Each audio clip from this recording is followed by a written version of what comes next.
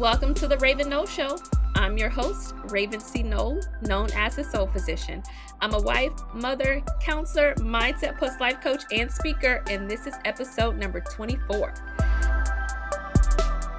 Welcome back, RCN Pod Squad. I am here again with yet another influencer interview for you. As always, I've been very faithful each and every week. And so I am speaking today with none other than the founder herself of Black Christian Influencers. I'm sure you've probably heard of it. It's a very popular brand and business that Black Christian influencers really migrate to.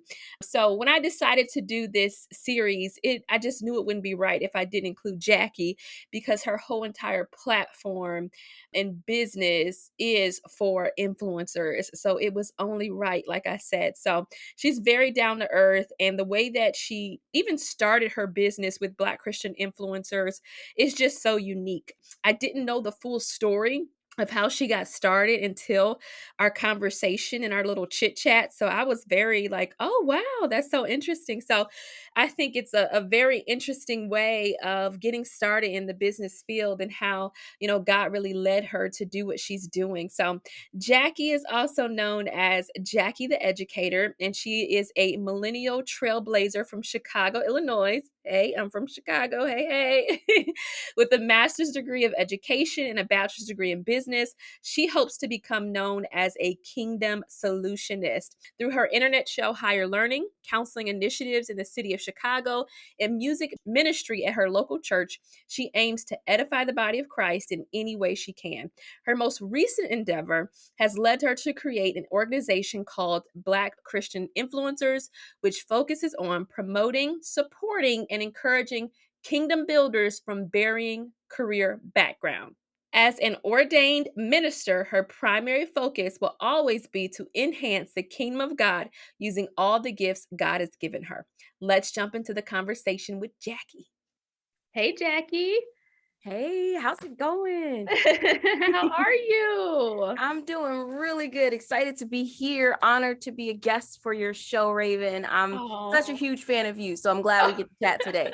Oh, thank you. I'm a huge fan of you too. It's going to be awesome. So thank you so much for joining me and just agreeing to be interviewed. I was, when I started to plan this series, I just knew I had to interview you because you work with influencers directly. And I feel like you have this dual perspective. So you have your own perspective of influence and what that looks like. And then you have the perspective of all those that you either currently work with or you've worked with in the past. And I just thought it would be a really good perspective and conversation to have from that dual perspective. I'm here for it. Absolutely. So I know that you work with Black Christian influencers. That's your thing. That's your baby. That's your business. And so what motivated you to kind of get into that work and start working with influencers? So honestly, I didn't plan on it. I was an educator before I became a CEO, and that's what I thought I would be doing my entire life. I love working with students. I love teaching. So I got the opportunity to do both in my role, and it was really great. Honestly, I enjoyed it. My time there really showed me, though, that people aren't really as into being in-person connections anymore. They really want to see people online. And so my students, even though I literally would be standing right in front of them, they would be looking right through me and looking to their social media platforms. And I'm like, I need to get to where they're at. And so I started to reach out on social media to my students, and I created a platform called Jackie the Educator. That's where that came from, because I was trying to reach my students. And in doing that, I realized that it was actually a tool to reach a much larger audience. I started to reach people that weren't my students. And that's when it kind of hit me that this is something that could be bigger. And so obviously I'm a Christian. My dad's a pastor. I've grown up in the church. I'm a minister as well. And I just really wanted to infuse the ministry and the ability to create influence and put it together. And I created BCI. Obviously, that was just something that came because I was literally writing down on a piece of paper, Black Christian influencers is my target audience. And then I was like, wait a minute, there's the name, Black Christian Influencer. And that's literally how it came about. There was no special business plan, no thought out Wow. message. None of this stuff happened. Honestly, it was literally God ordaining this thing to move forward, because it blew up beyond my expectations after that. Wow, that's amazing. Oh my goodness. Okay, so with like that kind of going into this field with influencers, was there anything that you didn't expect kind of working with this career field, or things that were kind of like out of the ordinary or kind of caught you off guard or anything like that? Yeah, honestly, I didn't expect, as a person who was, I consider myself a normal person. I wasn't like in the limelight or Yeah. being known for anything. I was just living my life.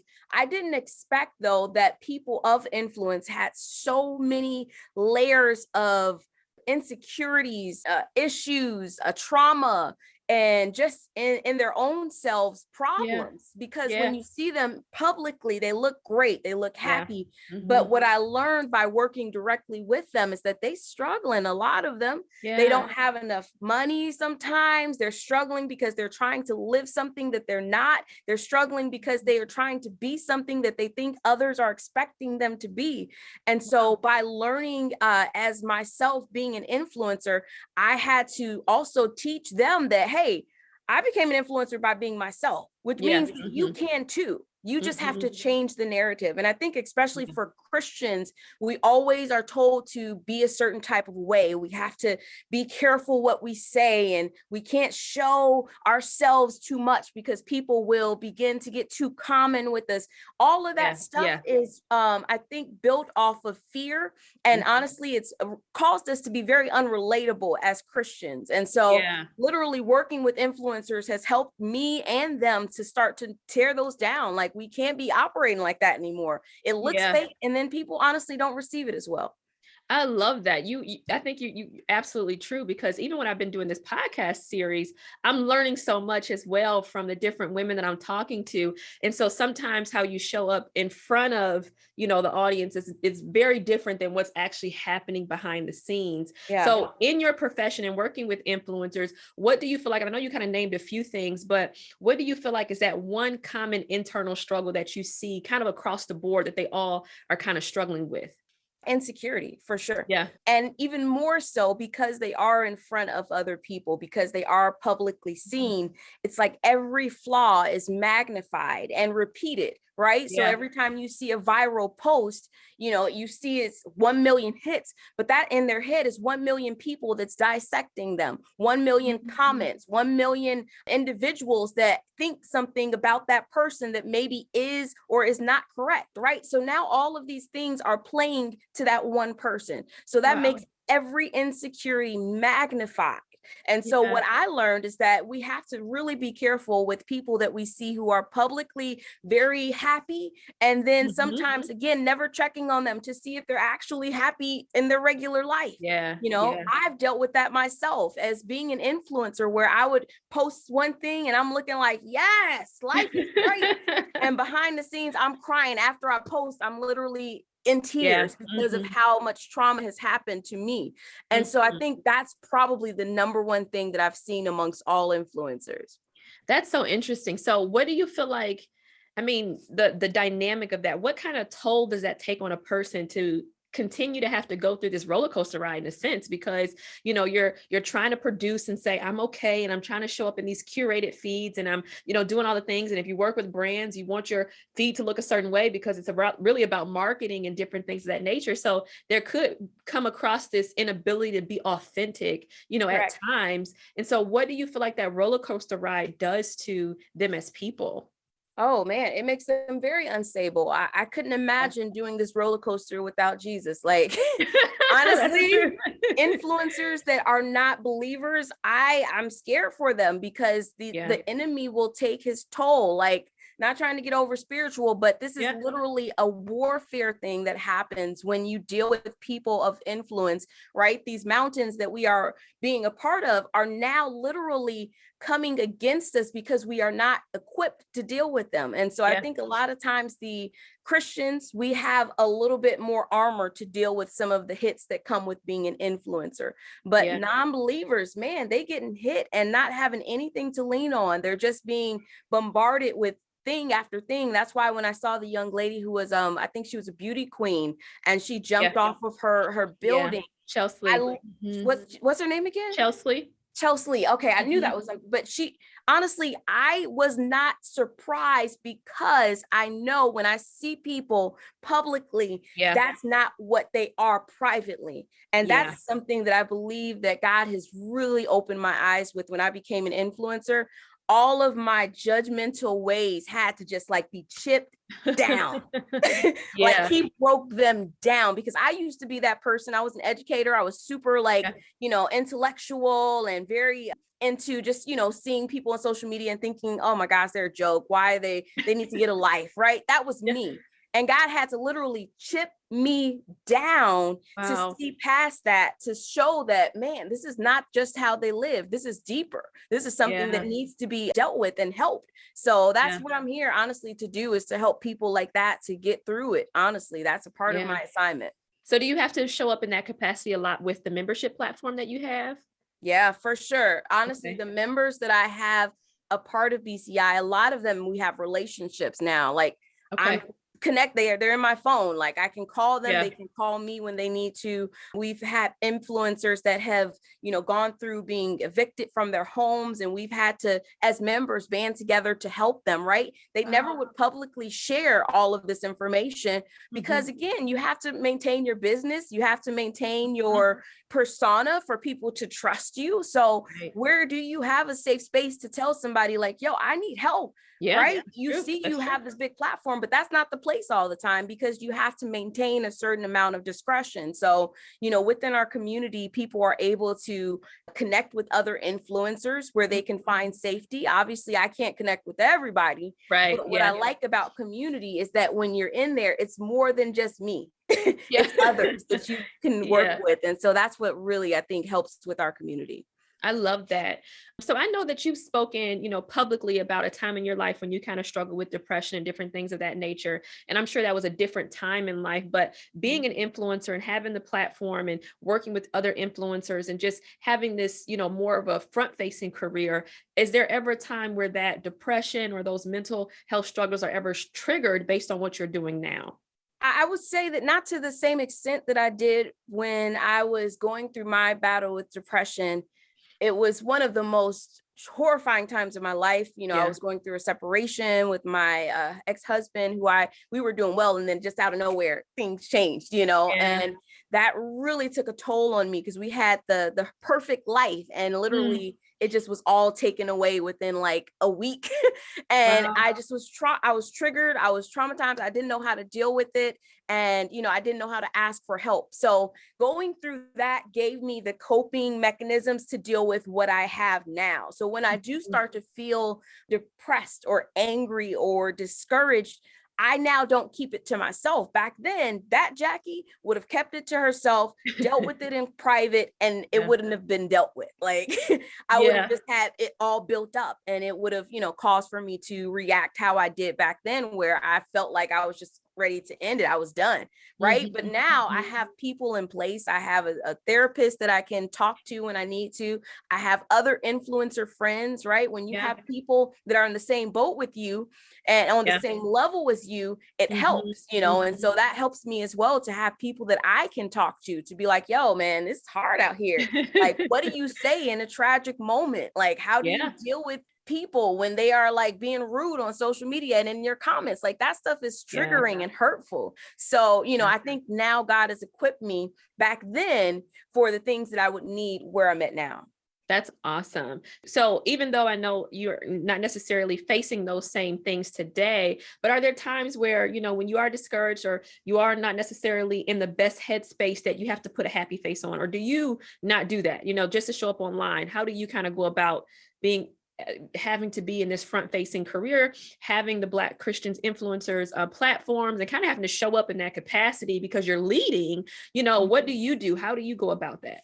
Yeah, I'm a type of person where I wear my heart on my sleeve, so you usually can see when something's bothering me. It'll come out in a post, it'll come out in a comment. So I'm very, very difficult it's very hard for me to not be transparent. I'll say that, Okay. which is one of the best qualities that I have, and also the worst, because if I'm having a problem with you, it might come Yeah. out at some point, you know? So that's probably something that I feel like personally I have been able to work on and understand the difference between transparency and translucence. Like Yeah. you don't have to be translucent. Yeah. Transparency just means that you can show people a certain, but there's still a wall. There's still like a frame there. There's a film that kind of separates you, right? And Yeah. so I think for me, I've learned that, when I'm not in a good headspace, I just don't show up. So if Okay. there's times where you just see Jackie disappear for a while, she's probably not in a good headspace, right? I'd rather just disappear than be disingenuous. That's just me. Yeah. Okay. Okay. I love that. So you did mention that there's this thing about being translucent and there's this thing about being transparent. And what I've noticed online sometimes with influencers is that they can overshare. So I know that there's this, Mhm. I don't want to say a movement, but there's almost this expectation of transparency or vulnerability, or because I'm a lifestyle influencer, or because, I show up online, that I'm supposed to express everything that I'm going through. And I think that some influencers actually kind of fall in that trap and they overshare, and it sometimes kind of bites them, in the end. Yes. And so what's your perspective on that, or your thoughts about oversharing online? You need wisdom. You gotta ask God for wisdom. And I know people are like, that's no, no, no. I pray for wisdom. I Yeah. remember I was listening to a teaching, I think it was my father, and he was asking God, like, if there's one thing you could ask God for, what would it be? And he said wisdom, because Mhm. wisdom will lead you into everything else that you need to know. And so Right. wisdom for me has been something I believe God has blessed me with. And it is something that I think is imperative for influencers to request God for, because Mhm. there is no way for every situation to have a handbook of what you should share, what you shouldn't share, when you Right. should Right. share it, when you shouldn't share it. It's just impossible to create such a thing. But Right. with wisdom, you can be led to know when to do it, right? You can know, like, Mhm. man, I'm upset with this girl. She just pissed me off. But God will literally stop you sometimes from having the words to put out there. It Yeah. just won't come out. Like, the leading of God has really led me when I created BCI. There were Yeah. things sometimes that I wanted to post, and literally my phone would freeze up sometimes. God would be like, nope. He And said, not no. today. Girl, I promise you, I would be like, I'm about to go, and my phone would just die. I was like, I just had a full battery. What the heck? Like, it's literally that deep sometimes, where you just have to be led by the Spirit and know, Yeah. like, if God is pushing you to do something, double check it, try it with the Spirit, like, Yeah. make sure that it is not yourself just needing to get stuff off your chest, and it's going to Yeah. serve a purpose. That's another way that I've learned now to do it, is that, is this going to serve a purpose? Who will it help? Mhm. If it's not going to Mhm. help anyone but myself to look good, then it's probably not the right time to share it. Oh, I So love that. that's a good way to know. Yeah. What is the purpose? You know what I mean? Like, is this going to build the business? Is this going to, what is the Right. purpose of me sharing this stuff? That's awesome. So that brings me to my last question that I ask all the guests on this series. And from your perspective, what is the cost of relevancy and influence? Oh, it's privacy. It's Okay. I would say in general, that's what you're giving up. You're giving up your privacy in a lot of instances, not just like publicly, but the more influence that you get, the less time you'll have to be by yourself. I'm an introvert, so it's very important for me Mhm. Yeah, to me be too. by myself.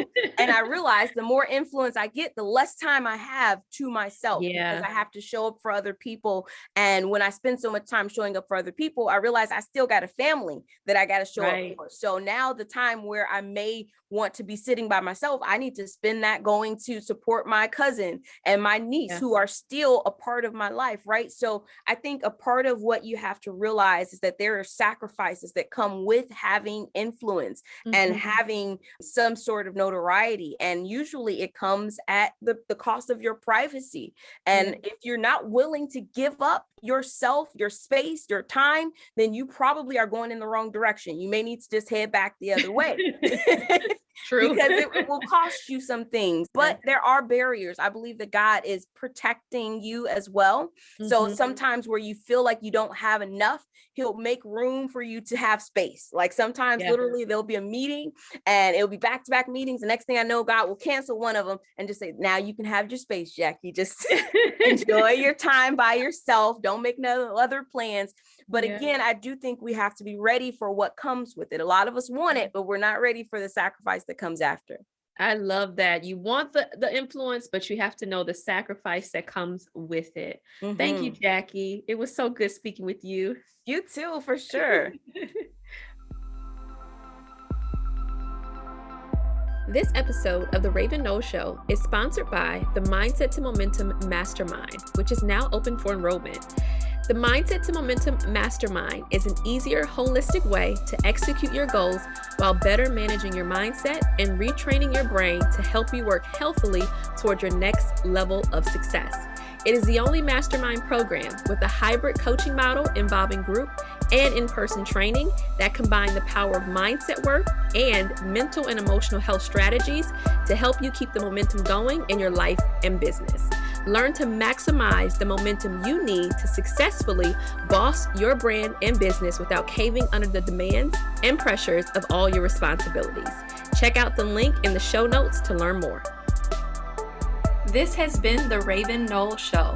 Thanks for listening. If you haven't yet, please subscribe to this podcast so you're the first to know when new episodes are released. And don't forget to leave a review.